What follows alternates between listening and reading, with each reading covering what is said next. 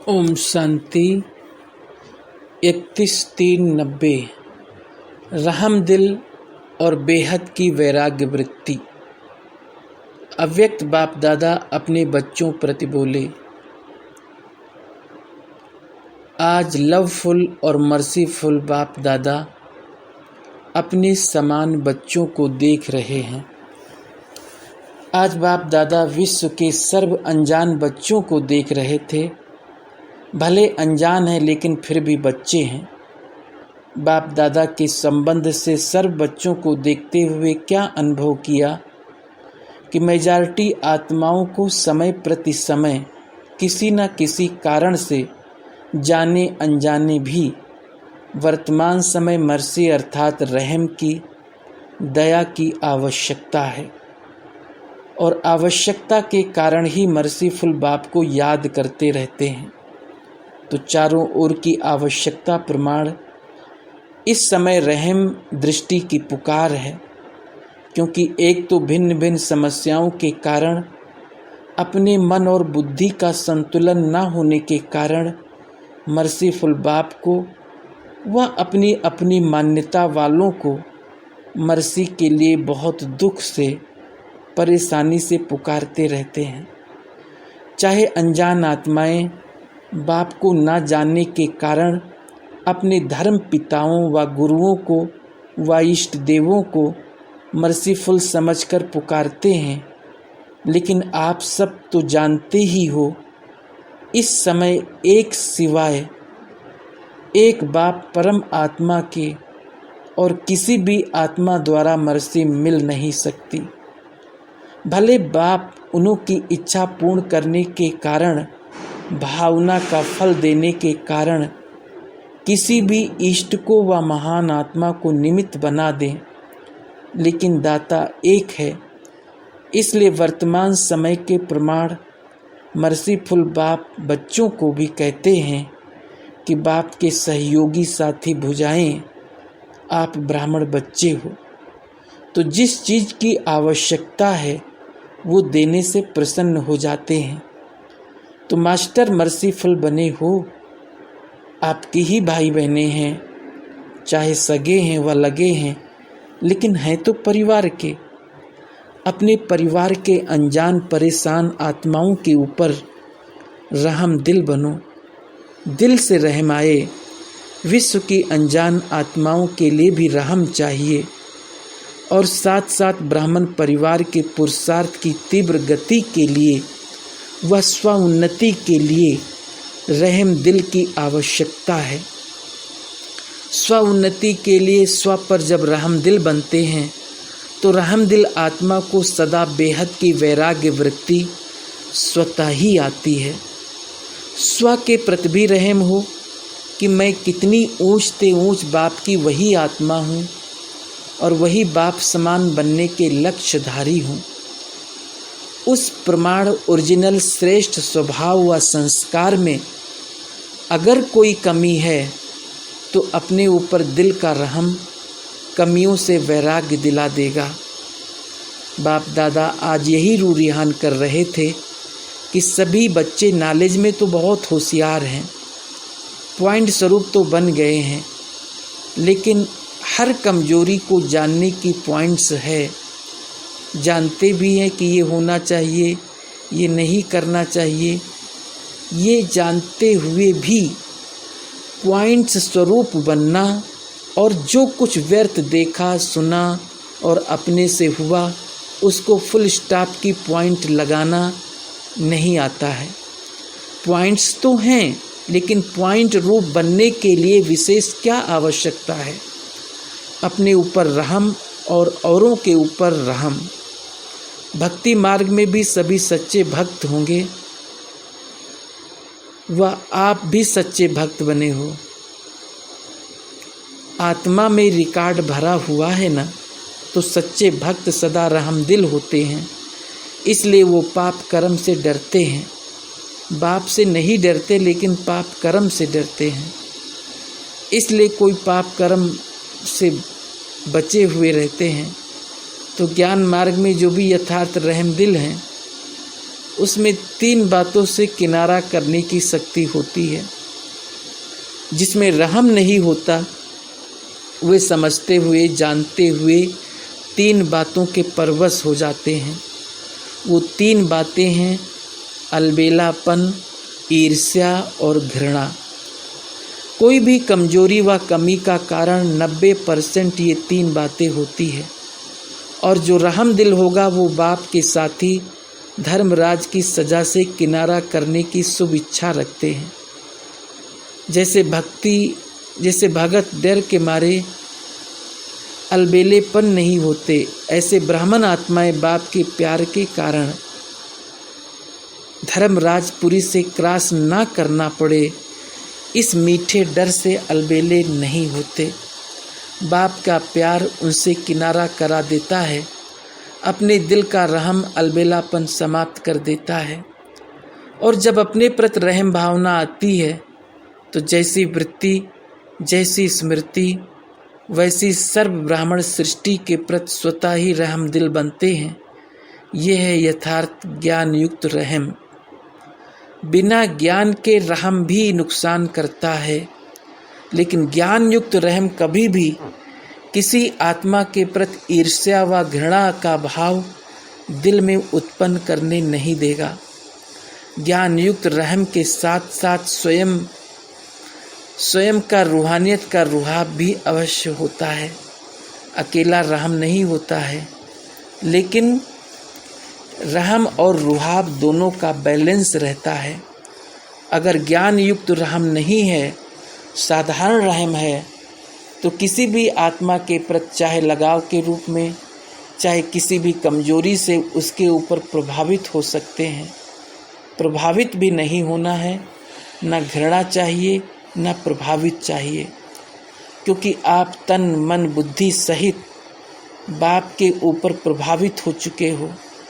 जब मन और बुद्धि एक के तरफ और ऊंचे ते ऊंचे तरफ प्रभावित हो चुकी है, फिर दूसरे के ऊपर प्रभावित कैसे हो सकते?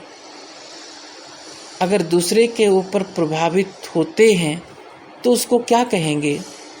दी हुई वस्तु को फिर से स्वयं यूज करना, उसको कहा जाता है अमानत में ख़यानत। जब मन बुद्धि दे दिया तो फिर आपकी रही कहाँ जो प्रभावित होते हो? बाप के हवाले कर दिया है या आधी रखी है? आधी दी जाती है, आधी दी है। जिन्होंने फुल दी है वो हाथ उठाओ। देखो, ब्राह्मण जीवन का फाउंडेशन महामंत्र क्या है? मन मना भव। तो मन मना भव नहीं हुए हो तो ज्ञान सहित रहम दिल आत्मा कभी किसी के ऊपर, चाहे गुणों के ऊपर, चाहे सेवा के ऊपर, चाहे किसी भी प्रकार के सहयोग प्राप्त होने के कारण आत्मा पर प्रभावित नहीं हो सकती, क्योंकि बेहद के वैरागी होने के कारण एक बाप के स्नेह सहयोग साथ इनके सिवाय और कुछ उसको दिखाई नहीं देगा, बुद्धि में आएगा ही नहीं। तुम्ही से बैठूं, तुम्ही से सोऊं, तुम्ही से खाऊं, तुम्ही से सेवा करूं, तुम्ही साथ कर्म योगी बनूं, यही स्मृति सदा उस आत्मा को रहती है। भले कोई श्रेष्ठ आत्मा द्वारा सहयोग मिलता भी है, लेकिन उसका भी दाता कौन? तो एक बाप की तरफ ही बुद्धि जाएगी ना। सहयोग लो, लेकिन दाता कौन, ये भूलना नहीं चाहिए। श्रीमत एक बाप की है। कोई निमित्त आत्मा आपको बाप की श्रीमत की स्मृति दिलाती है तो उनकी श्रीमत नहीं कहेंगे, लेकिन बाप की श्रीमत को फॉलो कर औरों को भी फॉलो कराने के लिए स्मृति दिलाती है। निमित्त आत्माएं, श्रेष्ठ आत्माएं कभी ये नहीं कहेंगे कि मेरी मत पर चलो, मेरी मत ही श्रीमत है, ये नहीं कहेंगी। श्रीमत फिर से स्मृति दिलाते, इसको कहते हैं यथार्थ सहयोग लेना और सहयोग देना। दादी की श्रीमत नहीं कहेंगे, निमित्त बनते हैं, श्रीमत की शक्ति स्मृति दिलाते हैं। इसलिए कोई भी आत्मा के ऊपर प्रभावित नहीं होना। अगर किसी भी बात में किसी पर प्रभावित होते हो, चाहे उसके नाम की महिमा पर, रूप पर व किसी विशेषता पर लगाव के कारण, प्रभावित होने के कारण बुद्धि वहाँ अटक जाएगी। अगर बुद्धि अटक गई तो उड़ती कला हो नहीं सकती। अपने ऊपर भी प्रभावित होते हैं। मेरी बहुत अच्छी प्लानिंग बुद्धि है, मेरा ज्ञान बहुत अच्छा है, मेरे जैसी सेवा ये और कोई नहीं कर सकता, मेरी इन्वेंटर बुद्धि है, गुणवान हूँ, ये अपने ऊपर भी प्रभावित नहीं होना है। विशेषता है, प्लानिंग बुद्धि है, लेकिन सेवा के निमित्त किसने बनाया? मालूम था क्या कि सेवा क्या होती है? इसलिए स्व उन्नति के लिए यथार्थ ज्ञान युक्त रहम दिल बनना बहुत आवश्यक है। फिर ये ईर्ष्या घृणा समाप्त हो जाती है। तीव्र गति की कमी का मूल कारण यही है, इस ईर्ष्या व घृणा व प्रभावित होना, चाहे अपने ऊपर चाहे दूसरों के ऊपर। और चौथी बात सुनाई अलबेलापन। ये तो होता ही है, टाइम पर तैयार हो जाएंगे, ये है अलबेलापन। बाप दादा ने एक हंसी की बात पहले भी सुनाई है। ब्राह्मण आत्माओं की दूर की नज़र तेज है और नज़दीक की नज़र थोड़ी कमज़ोर है। इसलिए दूसरे की कमी जल्दी दिखाई देती है और अपनी कमी देरी से दिखाई देती है। तो रहम की भावना लवफुल भी हो और मर्सीफुल भी हो, इससे दिल से वैराग आएगा। जिस समय सुनते हो वह भट्टी होती है, रूरियान होती है, उस समय तो सब समझते हैं कि ऐसे ही करना है। वो अल्पकाल का वैराग आता है, दिल का वैराग्य नहीं। जो बाप को अच्छा नहीं लगता उससे दिल का वैराग्य आना चाहिए। अपने आप को भी अच्छा नहीं लगता है, लेकिन बेहद की वैराग्य वृत्ति का हल चलाओ, रहम दिल बनो। कई बच्चे बहुत अच्छी अच्छी बातें सुनाते हैं। जब कोई झूठ बोलता है तभी बहुत गुस्सा आता है। झूठ पर गुस्सा आता है, या कोई गलती करता है तो गुस्सा आता है, वैसे नहीं आता। उसने झूठ बोला ये तो ठीक है, उसको रांग समझते हो, और जो आप गुस्सा करते हो वो फिर राइट है क्या? रांग को रांग कैसे समझा सकते? उसका असर कैसे हो सकता है? उस पर अपनी गलती को नहीं देखते, लेकिन दूसरे की झूठ की छोटी सी भी बात को बड़ा कर देते हो। ऐसे समय पर रहम दिल बनो। अपनी प्राप्त हुई शक्तियों द्वारा रहम दिल बनो। सहयोग दो। लक्ष्य अच्छा रखते हो कि उनको झूठ से बचा रहे हैं, लक्ष्य अच्छा है, उसके लिए मुबारक हो, लेकिन रिजल्ट क्या निकली? वो भी फेल, आप भी फेल। तो फेल वाला फेल को क्या पास कराएगा? कई फिर समझते हैं हमारी जिम्मेवारी है उसको अच्छा बनाना, आगे बढ़ाना, लेकिन जिम्मेवारी निभाने वाला पहले अपनी जिम्मेवारी उस समय निभा रहे हो जो दूसरे की निभाते हो। कई निमित्त टीचर बनते हैं तो समझते हैं छोटों के लिए हम जिम्मेवार हैं, इनको शिक्षा देनी है, सिखाना है, लेकिन सदैव ये सोचो कि यथार्थ नॉलेज सोर्स ऑफ इनकम होगी। अगर आपने शिक्षक की जिम्मेवारी से शिक्षा दी तो पहले ये देखो उस शिक्षा से दूसरे की कमाई क्या हुई, सोर्स ऑफ इनकम हुआ या सोर्स ऑफ गिरावट हुआ। इसलिए बाप दादा सदा कहते हैं कोई भी कर्म करते हो तो त्रिकालदर्शी स्थिति में स्थित होकर करो। सिर्फ वर्तमान को नहीं देखो, इसने ये किया इसलिए कहा, लेकिन उसका भविष्य परिणाम क्या होगा वो भी देखा।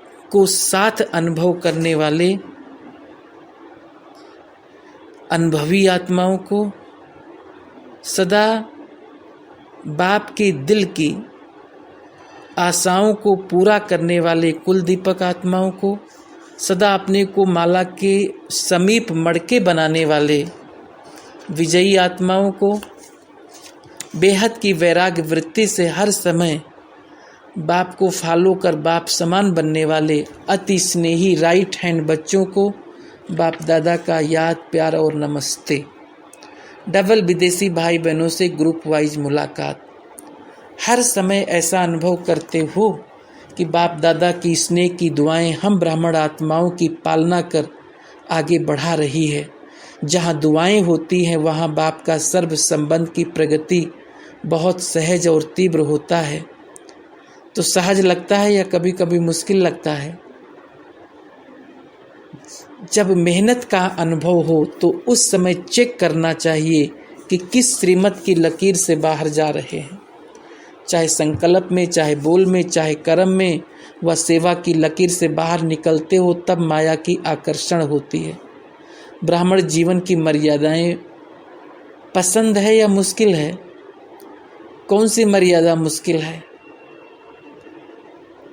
जो भी मर्यादाएं हैं उससे देखो इसमें फ़ायदा क्या है। अगर फ़ायदा सामने आएगा तो मुश्किल नहीं लगेगा। जब कोई कमजोरी आती है तब मुश्किल लगता है। ये मर्यादाएं बनाने वाले कौन हैं? किसने बनाई है? बाप ने बनाई है। बाप का बच्चों से बेहद का प्यार है। जिससे प्यार होता है उसके लिए हमेशा कोई भी उसकी मुश्किल नहीं होगी तो सहज की जाएगी। कोई सेल्वेशन चाहिए तो ले सकते हो, लेकिन मुश्किल है ही नहीं। जो निमित्त बने हैं उनसे स्पष्ट बोलो, अपने दिल का भाव सुनाओ, फिर अगर राइट होगा तो उसी प्रमाण सेल्वेशन मिलेगी। क्योंकि जिसे आप समझते हो कि ये होना चाहिए और वो नहीं होता तो मुश्किल होती है, लेकिन जिसे आप समझते हो होना चाहिए उसमें कितना फ़ायदा है, कितनी खुशी है।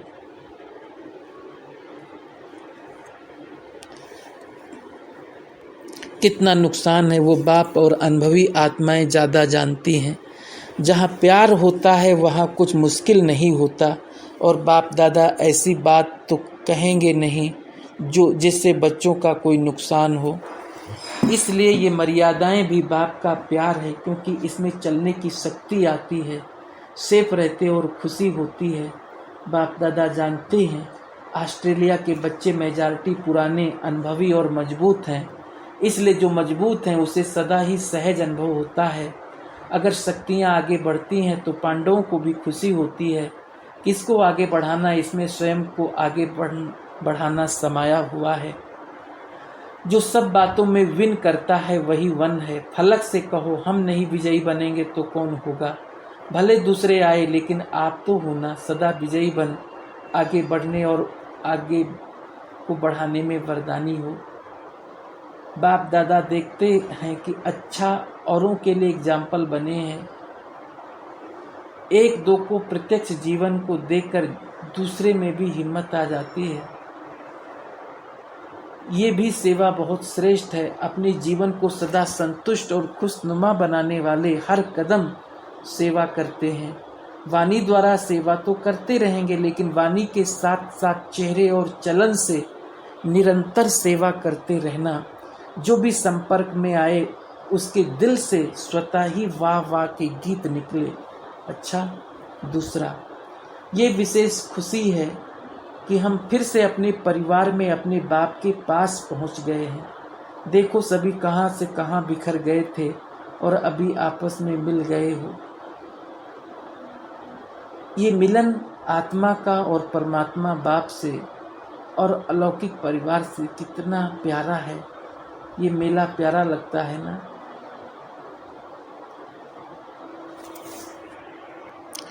सदा खुशी में ही गीत गाते रहते हो। दिल का गीत गाना है। खुशी से दिल के गीत आप ब्राह्मण ही गाते हो।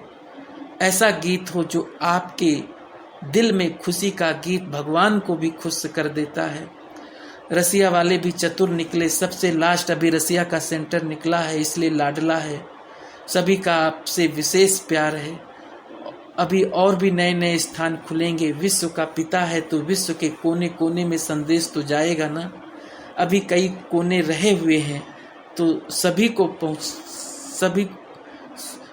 पहुंचना है। बाप तो है विश्व पिता, लेकिन आप सबको भी टाइटल है विश्व कल्याणकारी। तो विश्व के कोने कोने से आवाज जरूर फैलाना है, संदेश जरूर देना है। ऐसे नहीं सोचना है विनाश की तैयारियां तो अभी दिखाई नहीं दे रही हैं। जब ऐसा समय समीप आएगा तो सभी को संदेश दे देंगे। कई समझते हैं अभी तो आपस में समीप आ रहे हैं, शांति की बातें हो रही है, लेकिन जब सभी की बुद्धि में आएगा कि बहुत समय पड़ा है तभी अचानक होगा। इसलिए सदा एवर रेडी अर्थात सदा अपने को सब रीति से संपन्न बनाना, इसको कहते हैं लास्ट सो फास्ट। अव्यक्त बाप दादा की डबल विदेशी भाई बहनों से पर्सनल मुलाकात। सदा ये खुशी रहती है कि हम बाप के वर्षे के अधिकारी हैं और शिक्षक द्वारा श्रेष्ठ पढ़ाई से श्रेष्ठ पद प्राप्त करने वाले हैं और सतगुरु द्वारा वरदान प्राप्त करने वाली श्रेष्ठ आत्माएं हैं। तीनों संबंधों द्वारा तीनों ही प्राप्तियों की स्मृति रहने से सदा ही सहज तीव्र पुरुषार्थी हो जाएंगे। सिर्फ वसा नहीं मिलता, लेकिन श्रेष्ठ पद भी है और वरदान भी है। तो तीनों ही प्राप्तियों का नशा सदा रहना चाहिए। कभी पढ़ाई में मेहनत का अनुभव हो तो बाप को गुरु से प्राप्त हुए वरदानों को सामने रखो, मुश्किल सहज हो जाएगा। ये वैरायटी प्राप्तियां उमंग उल्लास को बढ़ा देगी और सदैव अपने को बाप के स्नेह की छत्र छाया में अनुभव करेंगे। ये छत्र छाया सबको मिली है ना, इसी छत्र छाया के अंदर सदा रहते हो, बाहर तो नहीं निकलते। ये इतनी बड़ी छत्र छाया है, जो छत्र छाया के अंदर घूमो फिरो मौज करो, बाहर जाने की आवश्यकता ही नहीं। कभी इस छत्र छाया से बाहर निकलने की दिल होती है? थोड़ा चक्कर लगा कर आए, कभी कभी दिल होती है? बिल्कुल नहीं, क्योंकि बाप की छत्र छाया से बाहर तो रहकर देख लिया। इतने जन्म तो छत्र छाया से बाहर रहकर अनुभव किया कि क्या किया और क्या बन गए। एक जन्म का भी नहीं, 63 जन्म का अनुभव कर लिया, क्या बन गए। गिरती कला में चले गए ना। पहले देखो, पहला जन्म आपका क्या था और अभी लास्ट जन्म देखो क्या से क्या बन गए। कहाँ देवता, कहाँ आज के मनुष्य। ऐसा सब देखो, तन क्या हो गया, मन क्या हो गया, धन क्या हो गया, संबंध क्या हो गया, तो मालूम पड़ेगा कि क्या से क्या हो गए, कितना फर्क है। सदैव इसी स्मृति में रहो कि हम कितने भाग्यवान हैं जो परमात्म छत्र छाया में हैं। याद रहता है, इसलिए सदा खुश रहते हो। या कभी कभी दुख की लहर आती है। जब जीवन बदल गई तो संकल्प स्वप्न सब कुछ बदल गया। अभी अतीन्द्रिय सुख के झूले में सदा झूलने वाले हो, ऐसे है ना। बाप तो है सदा बच्चों के लिए, बच्चे कहें न कहें, लेकिन बाप सदा साथ देने के लिए बंधा हुआ है। थोड़ा भी नीचे ऊपर होते हो तो देखो, बाप किसी न किसी रीति से बच्चों को पकड़ लेते हैं और तरफ जाने से। एक एक अति प्यारा है, जिससे प्यार होता है उसको छोड़ा नहीं जाता, साथ रखा जाता है। ऐसे है ना। बच्चे थोड़ा बहुत नटखट करते हैं, कभी कभी कभी खेल दिखाते हैं, लेकिन बाप का प्यार फिर स्मृति दिला देता है, फिर नटखट से नॉलेजफुल बन जाते हैं। तो सदा यही वरदान रखना कि छत्र छाया में रहने वाले हैं। अच्छा, अहमदाबाद, दिल्ली तथा मेहमानों से आए हुए तथा मेहसाना से आए हुए सेवाधारियों प्रति, जैसे भारत सबसे महान और भाग्यवान है, चाहे धनवान और देश हैं, लेकिन फिर भी भारत महान गाया जाता है। भाग्य विधाता भाग की लकीर खींचने के लिए भारत में ही आते हैं। इसलिए फिर भी बाप को मिलने के लिए सभी को भारत में ही आना पड़ता है। अमेरिका में तो बाप नहीं मिलेगा ना। तो भारतवासी कितने महान हो, स्वयं महान बन गए हो, इसलिए सब देश वाले आपके मेहमान होकर आते हैं। सभी देशों के मेहमान की मेहमान निवाजी कौन करते हैं? भारत वाले करते हैं। आज मेहमान निवाजी करने वाला ग्रुप आया है ना, ये मेहमान निवाजी करने का भी भाग्य है। थकते तो नहीं हो। एक ही स्थान पर विश्व की आत्माएं आ जाएं और विश्व की सेवा के निमित्त बन जाओ। कितना जमा होता है। विश्व में जाकर सेवा करने के बजाय आपके पास विश्व की आत्माएं आ जाएं, कितना अच्छा चांस है। बाप दादा भी सेवादारियों को देख खुश होते हैं। ऐसे नहीं कर्मणा सेवा करते हैं, कोई ज्ञान की तो करते ही नहीं, लेकिन कर्म का प्रभाव वाणी से नहीं कर्म का प्रभाव वाणी से बड़ा है। एक होता है सुना हुआ, दूसरा होता है देखा हुआ। जो भी बेहद की सेवा के निमित्त हो वो बहुत श्रेष्ठ सेवा कर रहे हो, बहुत ही अच्छा और अच्छा ही रहेगा। सदैव भाग विधाता बाप और भाग्यवान मैं, ये रूहानी नशा रहता है। रूहानी नशा अर्थात अविनाशी नशा। बाप दादा सभी से पूछते हैं कि संतुष्ट रहते हो? संतुष्टता सब गुणों को स्वतः ही लाती है। जिसके पास संतुष्टता है उसके पास और गुण भी अवश्य होंगे। गुणों की खान हो जाती है। कोई भी बात हो जाए, कोई भी समस्या आ जाए, लेकिन संतुष्टता नहीं जाए। बात आएगी भी और चली जाएगी, लेकिन संतुष्टता को नहीं जाने दो, क्योंकि ये अविनाशी खजाना है, बाप का वर्षा है। ये संतुष्टता का खजाना हर समय आपको भरपूरता का अनुभव कराता रहेगा। अच्छा, ओम शांति।